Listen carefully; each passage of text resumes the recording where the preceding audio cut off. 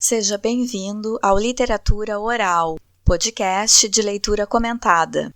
Eu sou Sabrina Siqueira e estou fazendo a leitura de O Cortiço, de Aloísio Azevedo.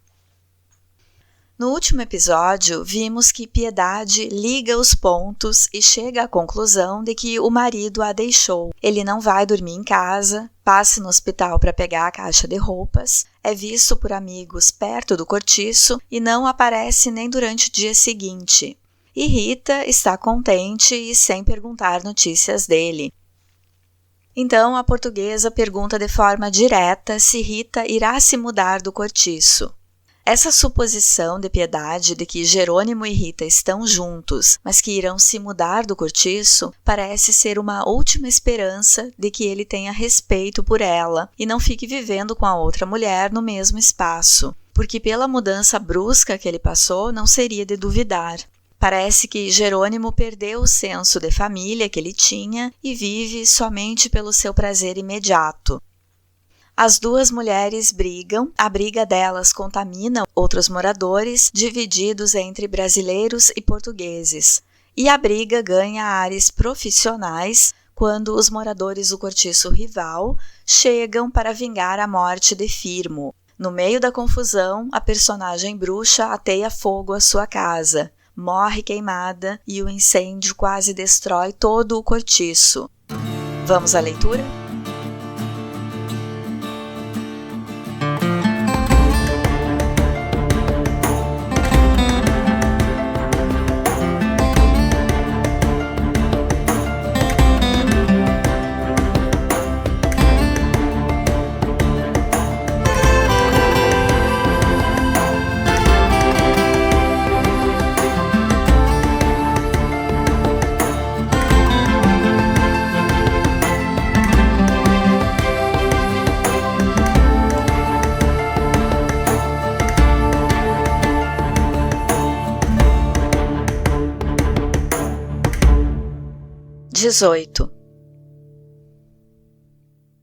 Por esse tempo, o amigo de Bertoleza, notando que o velho Libório, depois de escapar de morrer na confusão do incêndio, fugia agoniado para o seu esconderijo, seguiu-o com disfarce e observou que o miserável, mal deu luz à candeia, começou a tirar ofegante alguma coisa do seu colchão imundo. Eram garrafas. Tirou a primeira, a segunda, meia dúzia delas. Depois puxou às pressas a coberta do catre e fez uma trouxa. Ia de novo ganhar a saída, mas soltou um gemido surdo e caiu no chão sem força, arremessando uma golfada de sangue e cingindo contra o peito o misterioso embrulho. João Romão apareceu, e ele, assim que o viu, redobrou de aflição e torceu-se todo sobre as garrafas, defendendo-as com o corpo inteiro, ao olhar aterrado e de esguelha para o seu interventor, como se dera cara a cara com um bandido. E a cada passo que o vendeiro adiantava, o tremor e o sobressalto do velho recresciam, tirando-lhe da garganta grunhidos roucos de animal batido e assustado. 2 vezes tentou erguer-se, 2 vezes rolou por terra moribundo. João Romão objurgou-lhe que qualquer demora ali seria a morte na certa. O incêndio avançava. Quis ajudá-lo a carregar o fardo. Libório, por única resposta, arregaçou os beiços, mostrando as gengivas sem dentes e tentando morder a mão que o vendeiro estendia já sobre as garrafas. Mas, lá de cima, a ponta de uma língua de fogo varou o teto e iluminou de vermelho a miserável pocilga. Libório tentou ainda um esforço supremo e nada pôde, começando a tremer da cabeça aos pés, a tremer, grudando-se cada vez mais à sua trouxa, e já estrebuchava, quando o vendeiro lhe arrancou das garras com violência. Também era tempo, porque depois de insinuar a língua, o fogo mostrou a boca e escancarou afinal a goela devoradora.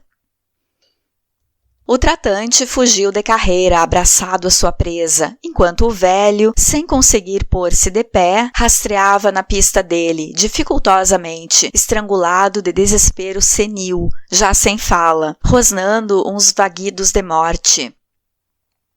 Os olhos turvos, todo ele roxo, os dedos enriçados como as unhas de abutre ferido.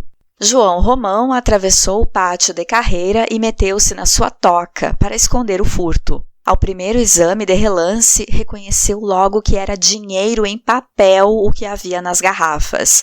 Enterrou a trouxa na prateleira de um armário velho, cheio de frascos, e voltou lá fora para acompanhar o serviço dos bombeiros.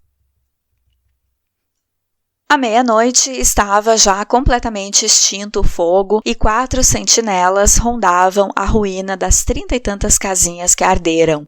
O vendeiro só pôde voltar à trouxa das garrafas às 5 horas da manhã, quando Bertoleza, que fizera prodígios contra o incêndio, passava pelo sono, encostada na cama, com a saia ainda encharcada de água, o corpo cheio de pequenas queimaduras. Verificou que as garrafas eram 8 e estavam cheias até a boca de notas de todos os valores, que aí foram metidas uma a uma, depois de cuidadosamente enroladas e dobradas à moda de bilhetes de rifa. Receoso, porém, de que a crioula não estivesse bem adormecida e desse pela coisa, João Romão resolveu adiar para mais tarde a contagem do dinheiro e guardou o tesouro noutro lugar mais seguro. No dia seguinte, a polícia averiguou os destroços do incêndio e mandou proceder logo ao desentulho, para retirar os cadáveres que houvesse.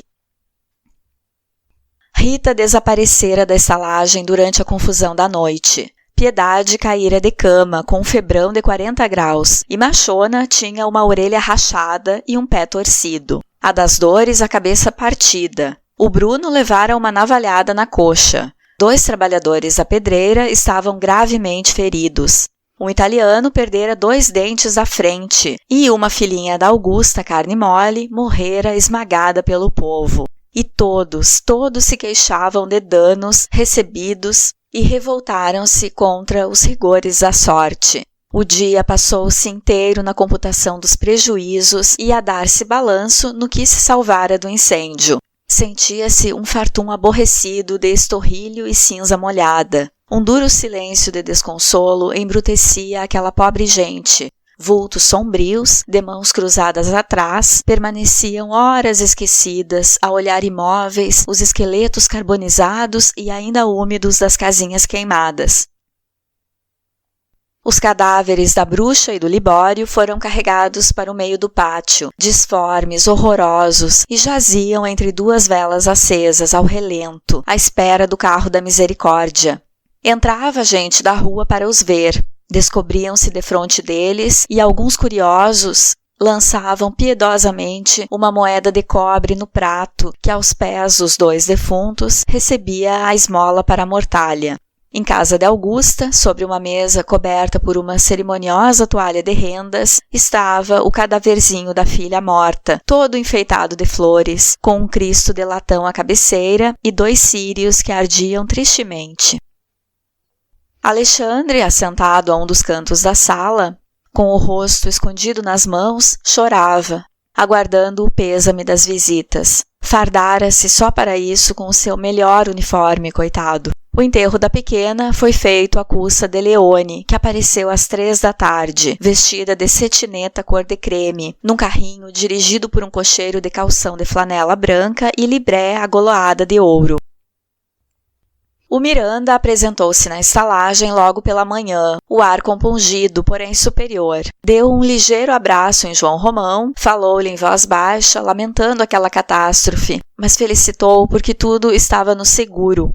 O vendeiro, com efeito, impressionado com a primeira tentativa de incêndio, tratara de segurar todas as suas propriedades, e com tamanha inspiração o fez que agora, em vez de lhe trazer o fogo prejuízo, até lhe deixaria lucros. Ah, meu caro, cautela e caldo de galinha nunca fizeram mal a doente, segredou o dono do cortiço a rir. Olhe, aqueles é que com certeza não gostaram da brincadeira, acrescentou, apontando para o lado em que maior era o grupo dos infelizes que tomavam conta dos restos de seus tarecos atirados em montão. Ah, mas esses, que diabo, nada tem a perder, considerou o outro. E os 2 vizinhos foram até o fim do pátio, conversando em voz baixa. Vou reedificar tudo isto, declarou João Romão, com um gesto enérgico que abrangia toda aquela Babilônia desmantelada. E expôs o seu projeto. tencionava alargar a estalagem, entrando um pouco pelo capinzal. Levantaria do lado esquerdo, encostado ao muro do Miranda, um novo correr de casinhas, aproveitando assim parte do pátio que não precisava ser tão grande. Sobre as outras, levantaria um segundo andar, com uma longa varanda na frente toda gradeada. Negóciozinho para ter ali a dar dinheiro, em vez de uma centena de cômodos, nada menos de 400 a 500, de 12 a 25 mil réis cada um. Ele havia de mostrar como se fazem as coisas bem feitas. O Miranda escutava-o calado, fitando-o com respeito. Você é um homem dos diabos, disse afinal, batendo-lhe no ombro. E ao sair de lá, no seu coração vulgar de homem que nunca produziu e levou a vida, como todo mercador, a explorar a boa-fé de uns e o trabalho intelectual de outros, trazia uma grande admiração pelo vizinho. O que ainda lhe restava da primitiva inveja transformou-se nesse instante num entusiasmo ilimitado e cego. É um filho da mãe, resmungava ele pela rua, em caminho do seu armazém. É de muita força. Pena estar metido com a peste daquela crioula. Nem sei como um homem tão esperto caiu em semelhante asneira. Só lá pelas 10 e tanto da noite foi que João Romão, depois de certificar-se de que Bertoleza ferrara num sono de pedra, resolveu dar balanço às garrafas de Libório. O diabo é que ele também quase não se aguentava nas pernas e sentia os olhos a fecharem-se-lhe de cansaço, mas não podia sossegar sem saber quanto ao certo apanhara do avarento. Acendeu uma vela, foi buscar a imunda e preciosa trouxa e carregou com esta para a casa de pasto, ao lado da cozinha. Depôs tudo sobre uma das mesas, assentou-se e principiou a tarefa. Tomou a primeira garrafa, tentou despejá-la, batendo-lhe no fundo. Foi-lhe, porém, necessário extrair as notas uma por uma, porque estavam muito socadas e peganhentas de bolor. À proporção que as fisgava, ia logo as desenrolando e estendendo cuidadosamente em maço, depois de secar-lhe a umidade no calor das mãos e da vela. E o prazer que ele desfrutava nesse serviço punha-lhe em jogo todos os sentidos e afugentava-lhe o sono e as fadigas. Mas, ao passar a segunda garrafa, sofreu uma dolorosa decepção. Quase todas as cédulas estavam já prescritas pelo tesouro. Veio-lhe então o receio de que a melhor parte do bolo se achasse inutilizada. Restava-lhe, todavia, a esperança de que fosse aquela garrafa a mais antiga de todas, e a pior, por conseguinte. E continuou com mais ardor o seu delicioso trabalho. Tinha já esvaziado 6, quando notou que a vela, consumida até o fim, bruxuleava a extinguir-se. Foi buscar outra nova e viu ao mesmo tempo que horas eram. Oh, como a noite correra depressa! 3:30 da madrugada. Parecia impossível. Ao terminar a contagem, as primeiras carroças passavam lá fora na rua. 15 contos, 400 e tantos mil réis, disse João Romão entre dentes, sem se fartar de olhar para as pilhas de cédulas que tinha defronte dos olhos. Mais 8 contos e 600 eram em notas já prescritas. E o vendeiro, à vista de tão bela soma, assim tão estupidamente comprometida, sentiu a indignação de um roubado. Amaldiçoou aquele maldito velho Libório por tamanho relaxamento. Amaldiçoou o governo porque limitava, com intenções velhacas, o prazo da circulação dos seus títulos. Chegou até a sentir remorsos por não se ter apoderado do tesouro do avarento, logo que este, um dos primeiros moradores do cortiço, lhe apareceu com o colchão às costas, a pedir, chorando, que lhe dessem de esmola um cantinho onde ele se metesse com sua miséria.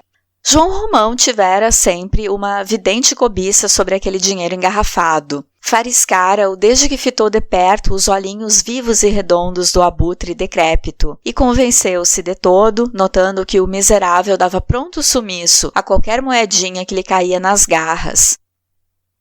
Seria um ato de justiça, concluiu João Romão. Pelo menos seria impedir que todo este pobre dinheiro apodrecesse tão barbaramente. Ora, adeus! Mas 7 ricos continhos quase inteiros ficavam-lhe nas unhas. E depois, que diabo, os outros assim mesmo haviam de ir com jeito. Hoje impingiam-se 2.000 réis, amanhã 5, não nas compras, mas nos trocos. Por que não? Alguém reclamaria, mas muitos engoliriam a bucha. Para isso não faltavam estrangeiros e caipiras. E demais, não era crime. Sim, se havia nisso ladroeira, queixassem-se do governo. O governo é que era o ladrão. Em todo caso, rematou ele, guardando o dinheiro bom e mau e dispondo-se a descansar. Isto já serve para principiar as obras. Deixem estar, que daqui a dias eu lhe mostrarei para quanto presto. 19. Daí a dias, com efeito, a estalagem metia-se em obras. A desordem do desentulho do incêndio sucedia à do trabalho dos pedreiros. Martelava-se ali de pela manhã até a noite, o que, aliás, não impedia que as lavadeiras continuassem a bater roupa e as engomadeiras reunissem ao barulho das ferramentas o choroso falsete das suas eternas cantigas. Os que ficaram sem casa foram aboletados a trouxe e mouxe por todos os cantos, à espera dos novos cômodos. Ninguém se mudou para o Cabeça de Gato. As obras principiaram pelo lado esquerdo do cortiço, o lado do Miranda. Os antigos moradores tinham preferência e vantagens nos preços. Um dos italianos feridos morreu na misericórdia e o outro também lá continuava ainda em risco de vida. Bruno recolhera-se à ordem de que era irmão. E Leocádia, que não quis atender aquela carta escrita por Pombinha, resolveu-se a ir visitar o seu homem no hospital. Que alegrão para o infeliz a volta da mulher, aquela mulher levada dos diabos, mas de carne dura, a quem ele, apesar de tudo, queria muito. Com a visita, reconciliaram-se, chorando ambos, e Leocádia decidiu tornar para o São Romão e viver de novo com o marido. Agora fazia-se muito séria e ameaçava com pancada a quem lhe propunha brejeirices. Piedade, essa que se levantou das febres completamente transformada. Não parecia a mesma depois do abandono de Jerônimo. Emagrecera em extremo, perdera as cores do rosto, ficara feia, triste e resmungona, mas não se queixava e ninguém lhe ouvia falar no nome do esposo.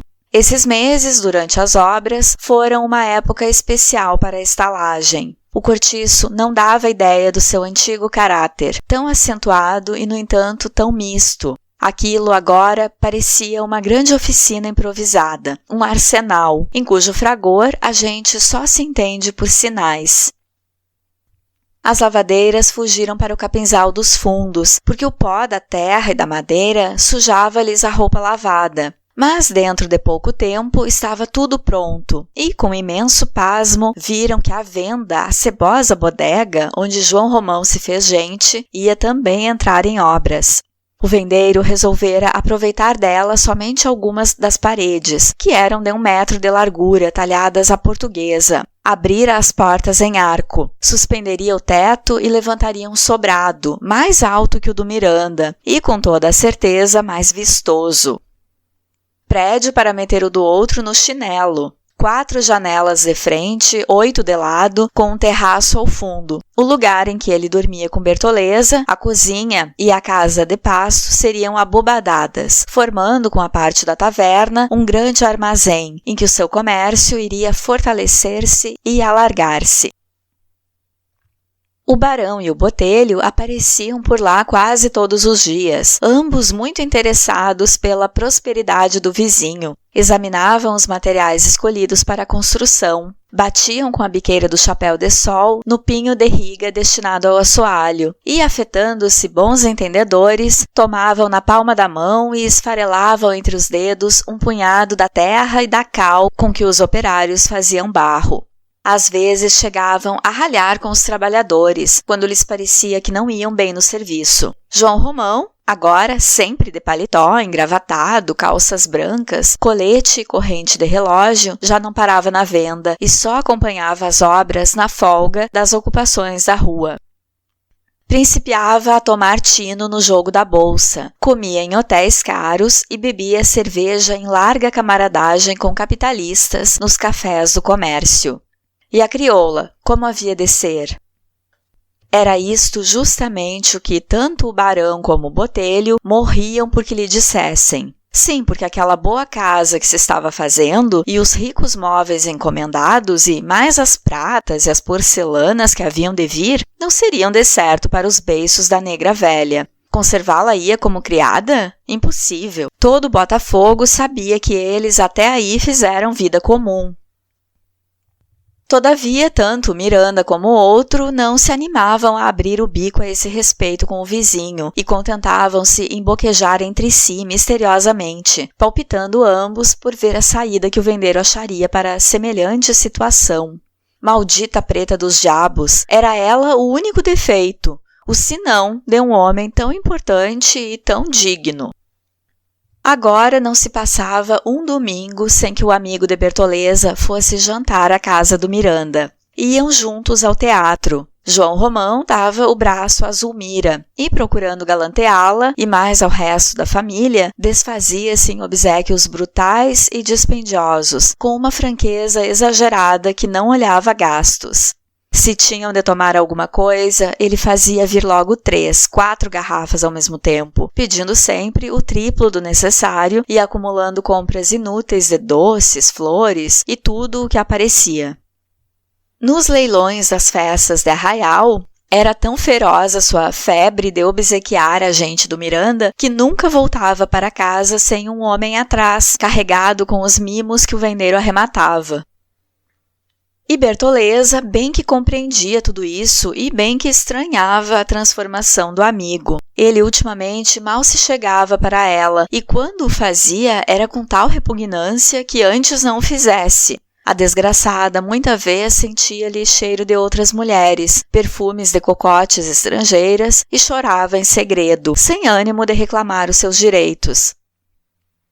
Na sua obscura condição de animal de trabalho, já não era amor o que a mísera desejava, era somente confiança no amparo da sua velhice, quando, de todo, lhe faltassem as forças para ganhar a vida, e contentava-se em suspirar no meio de grandes silêncios durante o serviço de todo o dia, covarde e resignada, como seus pais que a deixaram nascer e crescer no cativeiro.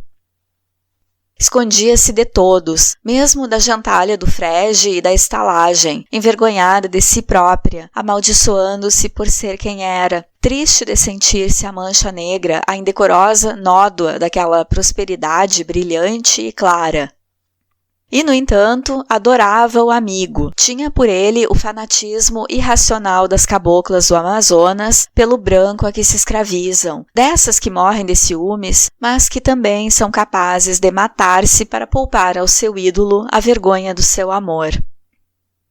O que custava aquele homem consentir que ela, uma vez por outra, se chegasse para junto dele? Todo o dono, nos momentos de bom humor, afaga o seu cão. Mas qual? O destino de Bertoleza fazia-se cada vez mais estrito e mais sombrio. Pouco a pouco deixara totalmente de ser a amante do vendeiro para ficar sendo só uma sua escrava. Como sempre, era a primeira a erguer-se e a última a deitar-se. De manhã, escamando peixe, à noite vendendo à porta, para descansar da trabalheira grossa das horas de sol, sempre sem domingo nem dia santo, sem tempo para cuidar de si, feia, gasta, imunda, repugnante, com o coração eternamente emprenhado de desgostos que nunca vinham à luz. Afinal, convencendo-se de que ela, sem ter ainda morrido, já não vivia para ninguém, nem tampouco para si, desabou num fundo entorpecimento apático, estagnado como um charco podre que causa nojo. Fizera-se áspera, desconfiada, sobrolho carrancudo, uma linha dura de um canto ao outro da boca, e durante dias inteiros, sem interromper o serviço, que ela fazia agora automaticamente, por um hábito de muitos anos, gesticulava e mexia com os lábios, monologando sem pronunciar as palavras. Parecia indiferente a tudo que a cercava. Não obstante, certo dia em que João Romão conversou muito com Botelho, as lágrimas saltaram dos olhos da infeliz, e ela teve de abandonar a obrigação, porque o pranto e os soluços não lhe deixavam fazer nada. Botelho havia dito ao vendeiro: "Faça o pedido, é ocasião." "Hein? Pode pedir a mão da pequena, está tudo pronto." "O barão dá-ma?" "Dá." "Tem certeza disso?" Ora, se não tivesse, não lhe diria deste modo. Ele prometeu? Falei-lhe, fiz-lhe o pedido em seu nome. Disse que estava autorizado por você. Fiz mal?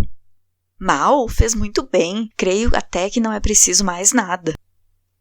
Não, se o Miranda não vier logo ao seu encontro, é bom você lhe falar, compreende? Ou escrever. Também. E a menina? Respondo por ela. Você não tem continuado a receber as flores? Tenho. Pois então não deixe pelo seu lado de ir mandando também as suas e faça o que lhe disse. Atire-se, seu João, atire-se enquanto o angu está quente.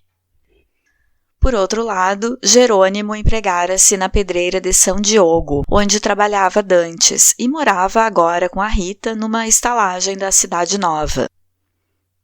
Tiveram de fazer muita despesa para se instalarem. Foi-lhes preciso comprar de novo todos os arranjos de casa, porque do São Romão, Jerônimo só levou dinheiro que ele já não sabia poupar.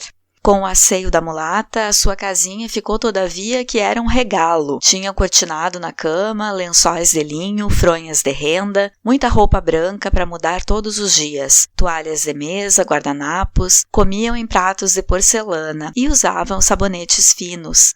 Plantaram à porta uma trepadeira que subia para o telhado, abrindo pela manhã flores escarlates, de que as abelhas gostavam muito. Penduraram gaiolas de passarinho na sala de jantar. Sortiram a despensa de tudo que mais gostavam, compraram galinhas e marrecos e fizeram um banheiro só para eles, porque o da estalagem repugnou a baiana, que nesse ponto era muito escrupulosa. A primeira parte da sua lua de mel foi uma cadeia de delícias contínuas. Tanto ele como ela, pouco ou nada trabalharam. A vida dos dois resumira-se quase que exclusivamente nos 8 palmos de colchão novo, que nunca chegava a esfriar de todo. Jamais a existência pareceu tão boa e corredia para o português. Aqueles primeiros dias fugiram-lhe como estrofes seguidas de uma deliciosa canção de amor, apenas espacejada pelo estribilho dos beijos em dueto. Foi um prazer prolongado e amplo, bebido sem respirar, sem abrir os olhos, naquele colo carnudo e dourado da mulata, a que o cavouqueiro se abandonara como um bêbado que adormece abraçado a um garrafão inesgotável de vinho gostoso. Estava completamente mudado. Rita apagara-lhe a última rédea das recordações da pátria. Secou ao calor dos seus lábios grossos e vermelhos a derradeira lágrima de saudade que o desterrado lançou do coração com o extremo arpejo que a sua guitarra suspirou. A guitarra substituiu a ela pelo violão baiano e deu-lhe a ele uma rede, um cachimbo e embebedou-lhe os sonhos de amante prostrado com as suas cantigas do norte, tristes, deleitosas, em que há caboclinhos curupiras, que no sertão vêm pitar à beira das estradas em noite de lua clara, e querem que todo viajante que vai passando lhe ceda fumo e cachaça, sem o que, ai deles, o curupira transforma-os em bicho no mato, e deu-lhe do seu comer da Bahia. Temperado com fogoso azeite de dendê cor de brasa, deu-lhe das suas muquecas incandescentes de fazer chorar, habituou-lhe a carne ao cheiro sensual daquele seu corpo de cobra, lavado 3 vezes ao dia e 3 vezes perfumado com ervas aromáticas. O português abrasileirou-se para sempre, fez-se preguiçoso, amigo das extravagâncias e dos abusos, luxurioso e ciumento. Fora-se-lhe de vez o espírito da economia e da ordem, perdeu a esperança de enriquecer e deu-se todo inteiro à felicidade de possuir a mulata e ser possuído só ela e mais ninguém. A morte do Firmo não vinha nunca a toldar-lhes o gozo da vida. Quer ele, quer a amiga, achavam a coisa muito natural. O Facínora matara tanta gente, fizera tanta maldade, devia, pois, acabar como acabou, nada mais justo. Se não fosse Jerônimo, seria outro. Ele assim o quis, bem feito. Por esse tempo, Piedade de Jesus, sem se conformar com a ausência do marido, chorava o seu abandono e ia também agora se transformando de dia para dia, vencida por um desmazelo de chumbo, uma dura desesperança, a que nem as lágrimas bastavam para adoçar as agruras. A princípio, ainda a pobre de Cristo tentou resistir com coragem àquela viuvez pior que essa outra, em que há para elemento de resignação a certeza de que a pessoa amada nunca mais terá olhos para cobiçar mulheres, nem boca para pedir amores, mas depois começou a afundar sem resistência na lama do seu desgosto, covardemente. Sem forças para iludir-se com uma esperança fátua, abandonando-se ao abandono, desistindo dos seus princípios, do seu próprio caráter, sem se ter já neste mundo na conta de alguma coisa e continuando a viver somente porque a vida era teimosa e não queria deixá-la ir apodrecer lá embaixo por uma vez. Deu para desleixar-se no serviço, as suas freguesas de roupa começaram a reclamar, foi-lhe fugindo o trabalho pouco a pouco, fez-se madraça e moleirona, precisando já empregar grande esforço para não bulir nas economias que Jerônimo lhe deixara, porque isso devia ser para a filha, aquela pobrezita orfanata, antes da morte dos pais. Um dia Piedade levantou-se queixando-se de dores de cabeça, zoada nos ouvidos e o estômago embrulhado. Aconselharam-lhe que tomasse um trago de Parati. Ela aceitou o conselho e passou melhor. No dia seguinte repetiu a dose. Deu-se bem com a perturbação em que a punha o álcool. Esquecia-se um pouco durante algum tempo das amofinações da sua vida e, gole a gole, habituara-se a beber todos os dias o seu meio martelo de aguardente para enganar os pesares. Agora que o marido já não estava ali para impedir que a filha pusesse os pés no cortiço e agora que Piedade precisava de consolo, a pequena ia passar os domingos com ela. Saíra uma criança forte e bonita, puxara do pai o vigor físico e da mãe a expressão bondosa da fisionomia. Já tinha 9 anos. Eram esses agora os únicos bons momentos da pobre mulher, esses que ela passava ao lado da filha. Os antigos moradores da estalagem principiavam a distinguir a menina com a mesma predileção com que amavam Pombinha, porque em toda aquela gente havia uma necessidade moral de eleger para mimoso da sua ternura um entezinho delicado e superior. Aqui eles privilegiavam respeitosamente, como súditos a um príncipe. Crismaram-na logo com o cognome de Senhorinha. Piedade, apesar do procedimento do marido, ainda no íntimo se impressionava com a ideia de que não devia contrariá-lo nas suas disposições de pai. Mas que mal tinha que a pequena fosse ali, era uma esmola que fazia a mãe, lá pelo risco de perder-se. Ora a Deus, só se perdia quem mesmo já nascera para a perdição. A outra não se conservara sã e pura, não achara noivo, não casara e não vivia dignamente com seu marido, então, e Senhorinha continuou a ir à estalagem. A princípio nos domingos pela manhã para voltar à tarde, depois já de véspera, nos sábados, para só tornar ao colégio na segunda-feira. Jerônimo, ao saber disto, por intermédio da professora, revoltou-se no primeiro ímpeto, mas, pensando bem no caso, achou que era justo deixar à mulher aquele consolo. Coitada, devia viver bem aborrecida da sorte. Tinha ainda por ela um sentimento compassivo, em que a melhor parte nascera com o remorso. Era justo, que a pequena aos domingos e dias santos lhe fizesse companhia. E então, para ver a filha, tinha que ir ao colégio nos dias de semana. Quase sempre levava-lhe presentes de doce, frutas e perguntava-lhe se precisava de roupa ou de calçado. Mas um belo dia apresentou-se tão ébrio que a diretora lhe negou a entrada. Desde essa ocasião, Jerônimo teve vergonha de lá voltar e as suas visitas à filha tornaram-se muito raras.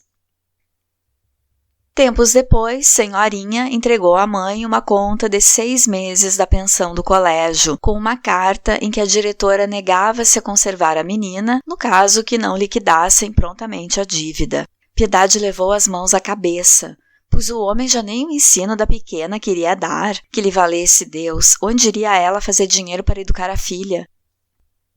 Foi à procura do marido. Já sabia onde ele morava. Jerônimo recusou-se por vexame. Mandou dizer que não estava em casa. Ela insistiu. Declarou que não arredaria dali sem lhe falar. Disse em voz bem alta que não ia lá por ele, mas pela filha, que estava arriscada a ser expulsa do colégio. Ia para saber que destino lhe havia de dar, porque agora a pequena estava muito taluda para ser enjeitada na roda. Jerônimo apareceu afinal com um ar triste, devicioso, envergonhado, que não tem ânimo de deixar o vício. A mulher, ao vê-lo, perdeu logo toda a energia com que chegara e comoveu-se tanto que as lágrimas lhe saltaram dos olhos às primeiras palavras que lhe dirigiu. E ele abaixou os seus e fez-se lívido defronte daquela figura avelhentada, de peles vazias, de cabelos sujos e encanecidos. Não lhe parecia a mesma. Como estava mudada! E tratou-a com brandura, quase a pedir-lhe perdão, a voz muito espremida no aperto da garganta. Minha pobre velha, balbuciou, pousando-lhe a mão larga na cabeça. E os dois emudeceram um defronte do outro, arquejantes. Piedade sentiu ânsias de atirar-se-lhe nos braços, possuída de imprevista ternura com aquele simples afago do seu homem. Um súbito raio de esperança iluminou-a toda por dentro, dissolvendo de relance os negrumes acumulados ultimamente no seu coração. Contava não ouvir ali senão palavras duras e ásperas. Ser talvez repelida grosseiramente, insultada pela outra e coberta de ridículo pelos novos companheiros do marido. Mas ao encontrá-lo também triste e desgostoso, sua alma prostrou-se reconhecida, e assim que Jerônimo, cujas lágrimas corriam já silenciosamente, deixou que a sua mão fosse descendo da cabeça ao ombro e depois à cintura da esposa, ela desabou, escondendo o rosto contra o peito dele, numa explosão de soluços que lhe faziam vibrar o corpo inteiro. Por algum tempo choraram ambos abraçados. Consola-te, que queres tu? São desgraças, disse o cavouqueiro afinal, limpando os olhos. Foi como se eu tivesse te morrido, mas podes ficar certa de que te estimo e nunca te quis mal. Volta para casa, eu irei pagar o colégio da nossa filhinha e hei de olhar por ti. Vá e pede a Deus Nosso Senhor que me perdoe os desgostos que te tenho dado. E acompanhou-a até o portão da estalagem. Ela, sem poder pronunciar palavra, saiu cabisbaixa, a enxugar os olhos no chale de lã, sacudida ainda de vez em quando por um soluço retardado.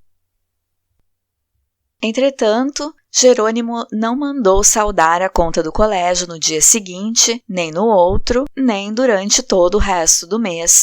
E ele, coitado, bem que se mortificou por isso, mas onde ia buscar dinheiro naquela ocasião? O seu trabalho mal lhe dava agora para viver junto com a mulata. Estava já alcançado nos seus ordenados e devia ao padeiro e ao homem da venda. Rita era desperdiçada e amiga de gastar a larga, não podia passar sem uns tantos regalos de barriga e gostava de fazer presentes. Ele, receoso de contrariá-la e quebrar o ovo da sua paz, até aí tão completo com respeito à baiana, subordinava-se calado e afetando até a satisfação. No íntimo, porém, o infeliz sofria deveras. A lembrança constante da filha e da mulher apoquentava-o com pontas de remorso, que dia a dia alastravam na sua consciência, à proporção que esta ia acordando daquela cegueira. O desgraçado sentia e compreendia perfeitamente todo o mal da sua conduta, mas só a ideia de separar-se da amante punha-lhe logo o sangue doido e apagava-se-lhe de novo a luz dos raciocínios. Não, tudo o que quisessem, menos isso. E então, para fugir àquela voz irrefutável, que estava sempre a se razinar dentro dele, bebia em camaradagem com os companheiros e habituara-se dentro em pouco à embriaguez. Quando Piedade, 15 dias depois da sua primeira visita, tornou lá um domingo, acompanhada pela filha, encontrou-o bêbado numa roda de amigos. Jerônimo recebeu-as com grande escarcéu de alegria, fê-las entrar. Beijou a pequena repetidas vezes e suspendeu-a pela cintura, soltando exclamações de entusiasmo. Com 1 milhão de raios, que linda estava sua morgadinha. Obrigou-as logo a tomar alguma coisa e foi chamar a mulata. Queria que as duas mulheres fizessem as pazes no mesmo instante. Era questão decidida. Houve uma cena de constrangimentos quando a portuguesa se viu defronte da baiana. Vamos, abracem-se, acabem com isso por uma vez, bradava Jerônimo a empurrá-las uma contra a outra. Não quero aqui caras fechadas. As duas trocaram um aperto de mão sem se fitarem. Piedade estava escarlate de vergonha. Ora, muito bem, acrescentou o cavouqueiro. Agora, para a coisa ser completa, hão de jantar conosco. A portuguesa opôs-se, resmungando desculpas que o cavouqueiro não aceitou. Não as deixo sair, é boa, pois hei de deixar ir minha filha sem matar as saudades? Piedade assentou-se a um canto, impaciente pela ocasião de entender-se com o marido sobre o negócio do colégio. Rita, volúvel como toda mestiça, não guardava rancores, e pois desfez-se em obséquios com a família do amigo. As outras visitas saíram antes do jantar. Puseram-se à mesa às 4 horas e principiaram a comer com boa disposição, carregando no virgem logo desde a sopa. Senhorinha destacava-se do grupo. Na sua timidez de menina de colégio, parecia, entre aquela gente, triste e assustada ao mesmo tempo. O pai acabrunhava com as suas solicitudes brutais e com as suas perguntas sobre os estudos. À exceção dela, todos os outros estavam, antes da sobremesa, mais ou menos chumbados pelo vinho. Jerônimo esse estava de todo. Piedade, instigada por ele, esvaziara frequentes vezes o seu copo. E, ao fim do jantar, dera para queixar-se amargamente da vida. Foi então que ela, já com azedume na voz, falou na dívida do colégio e nas ameaças da diretora. Ora, filha, disse-lhe o cavouqueiro, agora estás tu também para ir com essa mastigação? Deixa as tristezas para outra vez, não nos amargures o jantar. Triste sorte a minha. Ai, ai, que temos lamúria. Como não me hei de queixar, se tudo me corre mal? Sim, pois se é para isso que aqui vens, melhor será não tornares cá, resmungou Jerônimo, franzindo o sobrolho. Que diabo? Com choradeiras nada se endireita. Tenho eu culpa de que sejas infeliz? Também o sou e não me queixo de Deus. Piedade abriu a soluçar. Aí temos, berrou o marido, erguendo-se e dando uma punhada forte sobre a mesa. E aturem-na. Por mais que um homem não se queira zangar, há de estourar por fora, ora bolas. Senhorinha correu para junto do pai, procurando contê-lo. Sebo, berrou ele, desviando-a. Sempre a mesma coisa, pois não estou disposto a aturar isto, arre. Eu não vim cá por passeio, prosseguiu Piedade entre lágrimas. Vim cá para saber da conta do colégio. Pague a você, que tem lá o dinheiro que lhe deixei. Eu é que não tenho nenhum. Ah, então com que não pagas? Não, com 1 milhão de raios. É que és muito pior do que eu supunha. Sim, hein? Pois então deixe-me cá com toda a minha ruindade e despache o beco. Despache-o antes que eu faça alguma asneira. Minha pobre filha, quem olhará por ela, senhor dos aflitos? A pequena já não precisa de colégio. Deixa cá comigo que nada lhe faltará. Separar-me da minha filha, a única pessoa que me resta?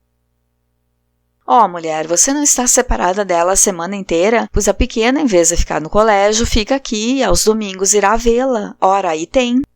Eu quero antes ficar com minha mãe, balbuciou a menina, abraçando-se a Piedade.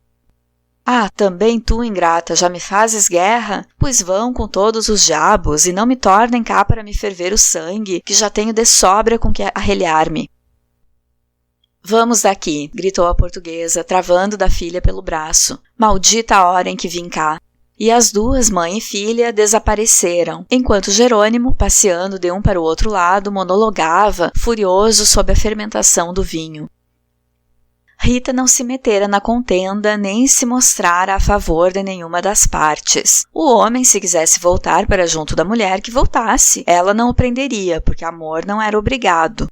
Depois de falar só por muito espaço, o cavouqueiro atirou-se a uma cadeira, despejou sombrio 2 dedos de laranjinha num copo e bebeu-os de um trago. Ah, e assim também não!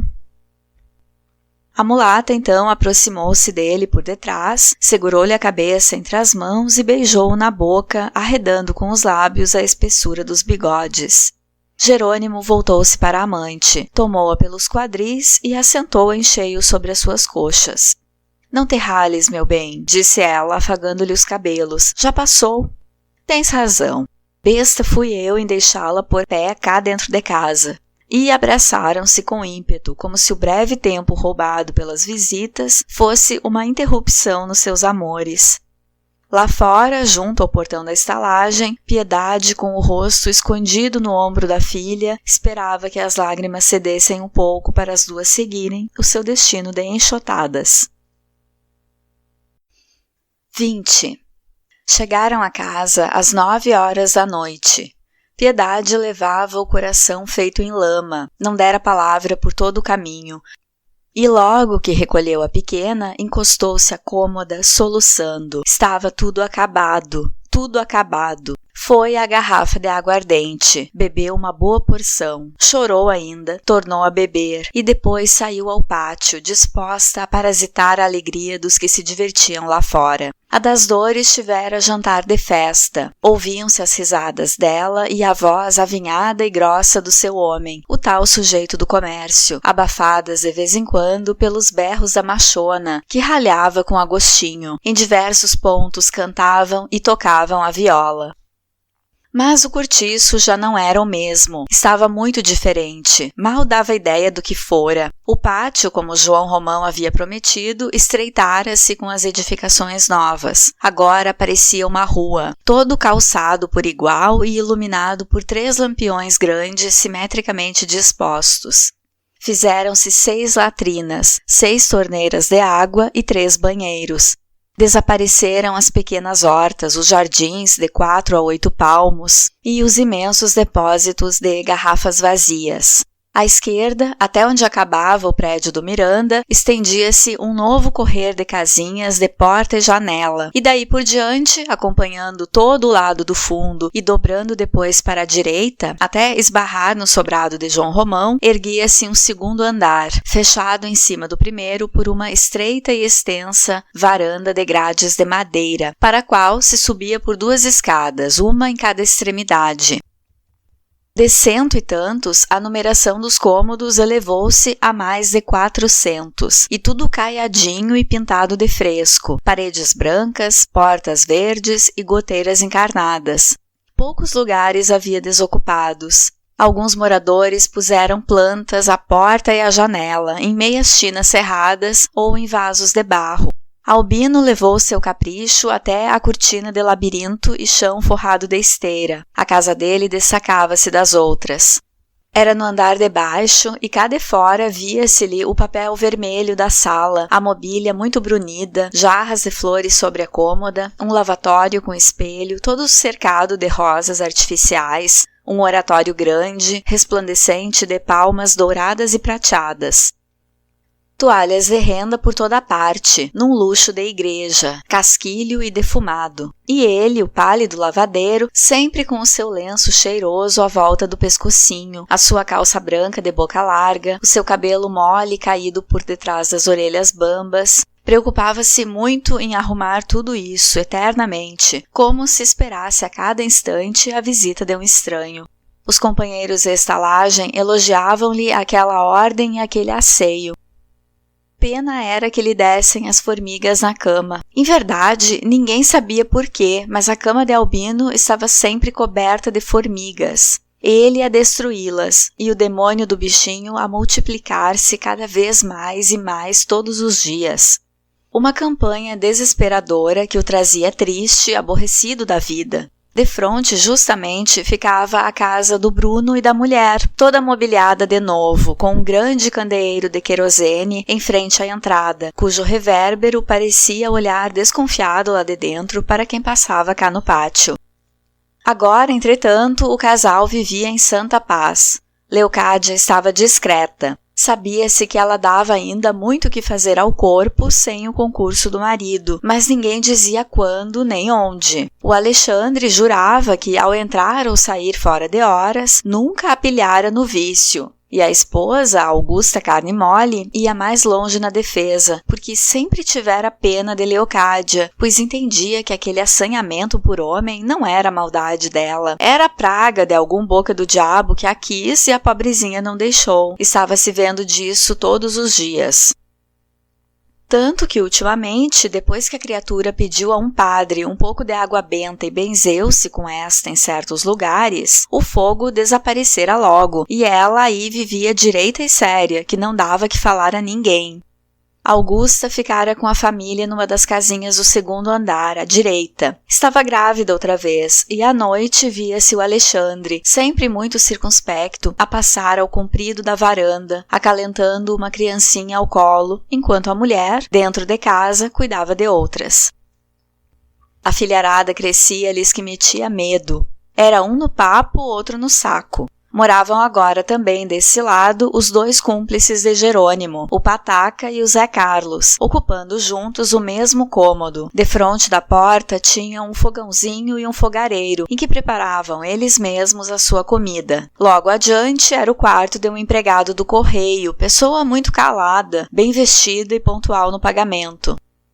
Saía todas as manhãs e voltava às 10 da noite invariavelmente. Aos domingos só ia à rua para comer e depois fechava-se em casa e houvesse o que houvesse no cortiço, não punha mais o nariz de fora. E assim como este, notavam-se por último na estalagem muitos inquilinos novos, que já não eram gente sem gravata e sem meias. A feroz engrenagem daquela máquina terrível, que nunca parava, ia já lançando os dentes a uma nova camada social, que pouco a pouco se deixaria arrastar inteira lá para dentro. Começavam a vir estudantes pobres, com os seus chapéus desabados, o paletó fuleiro, uma pontinha de cigarro a queimar-lhes a penugem do buço e as algibeiras muito cheias, mas só de versos e jornais. Surgiram contínuos de repartições públicas, caixeiros de botequim, artistas de teatro, condutores de bondes e vendedores de bilhetes de loteria. Do lado esquerdo, toda a parte em que havia varanda foi monopolizada pelos italianos. Habitavam 5 a 5, 6 a 6 no mesmo quarto, e notava-se que nesse ponto a estalagem estava já muito mais suja que nos outros. Por melhor que João Romão reclamasse, formava-se aí todos os dias uma esterqueira de cascas de melancia e laranja. Era uma comuna ruidosa e porca dos demônios dos mascates. Quase que se não podia passar lá, tal a acumulação de tabuleiros de louça e objetos de vidro, caixas de quinquilharia, molhos e molhos de vasilhame de folha de Flandres, bonecos e castelos de gesso, realejos, macacos, o diabo, e tudo isso no meio de um fedor nauseabundo de coisas podres, que empechava todo o cortiço. A parte do fundo da varanda era asseada felizmente e destacava-se pela profusão de pássaros que lá tinham, entre os quais sobressaía uma arara enorme, que de espaço a espaço soltava um formidável sibilo, estridente e rouco. Por debaixo ficava a casa da machona, cuja porta, como a janela, Neném trazia sempre enfeitada de tinhorões e begônias. O prédio do Miranda parecia ter recuado alguns passos, perseguido pelo batalhão das casinhas à esquerda. E agora olhava a medo, por cima dos telhados, para a casa do vendeiro, que lá defronte erguia-se altiva, desassombrada, o ar sobranceiro e triunfante. João Romão conseguira meter o sobrado do vizinho no chinelo. O seu era mais alto e mais nobre, e então, com as cortinas e com a mobília nova, impunha respeito.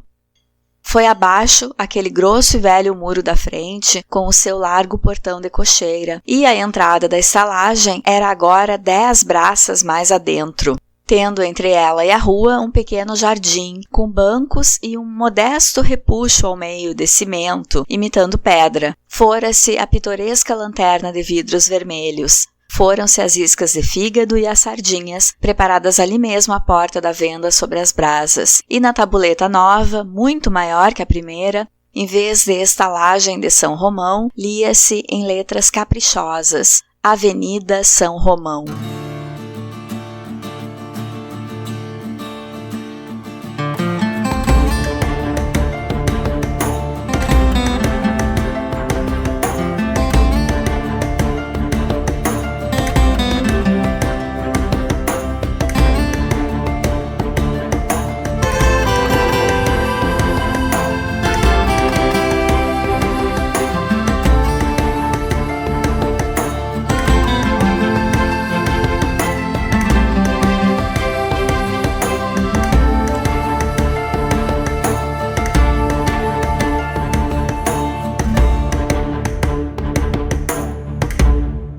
Na leitura de hoje, vimos que João Romão, que desconfiava que Libório guardasse dinheiro, seguiu o velho enquanto ele tentava salvar garrafas cheias de cédulas do incêndio e conseguiu tirar do miserável as economias antes que uma labareda de fogo consumisse a casinha. Parte do dinheiro estava fora de circulação, mas tinha uma boa quantia que Romão aplica na reconstrução do cortiço. Quer dizer, ele ganha por todos os lados, ganha o que tirou de Libório e ganha com o seguro, e dá início à construção de uma habitação ainda maior que o cortiço queimado, aproveitando cada cantinho do terreno. Com o incêndio, é como se o cortiço passasse por um processo de purificação, para ser reconstruído melhorado. Libório tenta se defender das mãos de Romão sobre suas garrafas como um bicho tentando morder. Mais uma vez, a aproximação do humano ao comportamento animal. Vimos que Piedade começa a desleixar no serviço, perde clientes e pega gosto pela bebida. A filha vai morar com ela, porque Jerônimo já não paga a escola. O português era contra a filha frequentar o cortiço, por medo que ela ficasse perdida. Existe, então, a consciência, por parte de Jerônimo, de que o ambiente da estalagem era nocivo. No entanto, ele próprio se misturou totalmente ao estilo de vida que considerava inadequado para a filha. Quando Piedade e ele se encontram depois de meses, os dois choram de tristeza pelo que se tornaram, como se tivessem adoecido e estivessem condenados. E a doença que acometeu esse casal de portugueses foi o Brasil. Estavam contaminados de Brasil e isso não tinha volta. O narrador atribui a característica de Rita não guardar rancor de Piedade pela briga ao fato de ser mestiça e, portanto, volúvel. Esse narrador, mais uma vez, se mostra preconceituoso com mestiços e misógino, sempre achando que mulheres agem por interesse. E aqui é a opinião do narrador, não necessariamente a do autor, Aloísio Azevedo. Por outro lado, uma crítica que pode ser do autor e foi colocada no texto, falando sobre Miranda, é a de que todo comerciante leva a vida a explorar a boa-fé de uns e o trabalho intelectual de outros. Miranda, por sua vez, é preconceituoso quanto ao relacionamento de Romão e Bertoleza. Acha que o sobrado novo que o vendeiro está construindo, com móveis encomendados e louças novas, não podia ser para uso da preta velha, sem pensar ou admitir que Romão alcançou tudo, em parte graças a Bertoleza. No capítulo 18, a gente conhece uma Bertoleza que tem sentimentos e planos para o futuro. Sente a mudança de Romão e chora pela indiferença com que é tratada. Não é simplesmente o animal de carga que trabalha desde as 4 da manhã, mas um ser humano que trabalhou tanto desde sempre porque confiava que isso seria a garantia de amparo na velhice. E entende que com a mudança de padrão de vida do amigo, não há espaço para ela ao lado dele. Na primeira vez em que João Romão e Jerônimo se encontram, eles são muito diferentes dos homens que viriam a ser. Os dois, à época, só pensavam em trabalhar duro, juntar dinheiro, Jerônimo com o intuito de retornar a Portugal. Depois de algum tempo, Romão passa a se permitir alguns confortos e pretende participar da sociedade, não somente juntar dinheiro. E Jerônimo bebe, fica relapso no trabalho, tem dívidas, não cumpre com as obrigações com a filha. Um sobe ao topo da pirâmide social e o outro despenca por ter se entregue ao jeito brasileiro. Na nova configuração do cortiço, com mais de 400 casinhas e 2 andares, se destaca o capricho do lavadeiro Albino. Mas como explicar as formigas na cama dele? O narrador sempre utiliza diminutivo para se referir ao corpo do Albino. Diz que ele tem pescocinho, cabelinho, pezinhos, como forma de aproximar esse corpo da feminilidade da personalidade de Albino, que é evocada também pela profissão que ele exerce, lavadeiro, um trabalho predominantemente de mulheres. Mas o diminutivo também dá um sentido pejorativo à caracterização da personagem, e assim o narrador se mostra mais uma vez preconceituoso. Albino só saía do cortiço no carnaval, talvez porque essa fosse a oportunidade de viver sua identidade feminina livremente, sob o pretexto de estar fantasiado. Porque a festa do carnaval, com suas fantasias e máscaras, promove uma suspensão temporária das sanções sociais. No artigo Representações da homossexualidade nos romances O Ateneu, de Raul Pompeia, e O Cortiço, de Aloysio Azevedo, de 2013, Leandro Henrique Aparecido Valentim interpreta a imagem das formigas na cama como uma alegoria à situação sexual de Albino. Um impedimento de viver seus instintos e desejos no espaço que seria o ideal para exercício da sexualidade, a cama. As formigas seriam uma interdição física à vivência plena de seu desejo, e a casa permanece arrumada para um visitante que nunca aparece. Outra possibilidade da interpretação é que Albino perdesse urina na cama e estivesse com alguma doença em que ocorre excesso de glicose na urina, como diabetes. Mas, como a narração aponta sempre sobre o comportamento afeminado e a solidão dele, é mais provável depreender que as formigas sejam uma interdição à intimidade de Albino. O capítulo 20 traz uma pitada de humor, com a Leocádia benzendo certas partes do corpo com água benta para conseguir deixar de ser assanhada e de ter tantos casos extraconjugais que colocam seu casamento com o Bruno a perder. Mas também é nesse capítulo que tem uma das cenas mais tristes e demonstrativas da degradação dos moradores do Cortiço, que envolve Piedade. Por hoje, fico por aqui. No próximo episódio, continua a leitura de O Cortiço, de Aloysio Azevedo. Fiquem bem, cuidem-se e até o próximo Literatura Oral.